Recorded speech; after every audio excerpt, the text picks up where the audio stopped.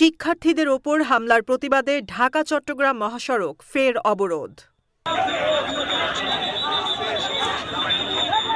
কুমিল্লার দাউদকান্দিতে Barkota school and কলেজে শিক্ষার্থীদের ওপর হামলার প্রতিবাদে ঢাকা-চট্টগ্রাম মহাসড়ক ফের অবরোধ করেছে শিক্ষার্থীরা।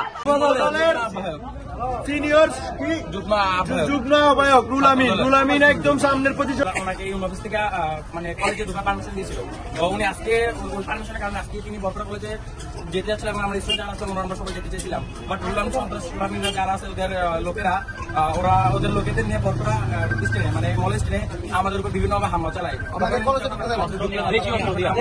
স্টুডেন্টরা যখন এই ব্যাপারে ওদের সাথে কথা যায় তারা তখন বিভিন্নভাবে রাম দাও, ছুরি, টাসকেল আরো বিভিন্ন রকম চাইনিজ আরো অনেক কিছু নিয়ে আমাদের উপরে হামলা চালায়। ছিল রুল আমিনের হাতে অস্ত্র ছিল, শটগান ছিল, রামদাও ছিল। ওইখানে রুল আমিনের গুন্ডা বাহিনী ওইখানে ছিল।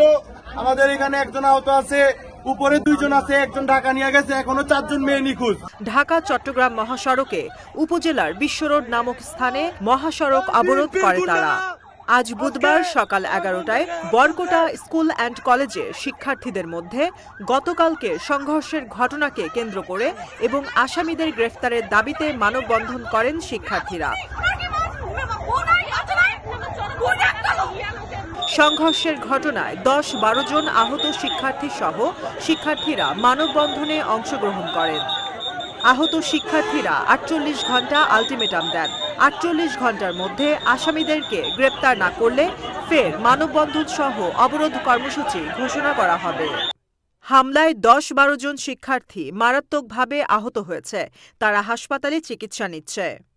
আনিসুর রহমান খান, দাউদকান্দি, কুমিল্লা ক্রাইম বার্তা।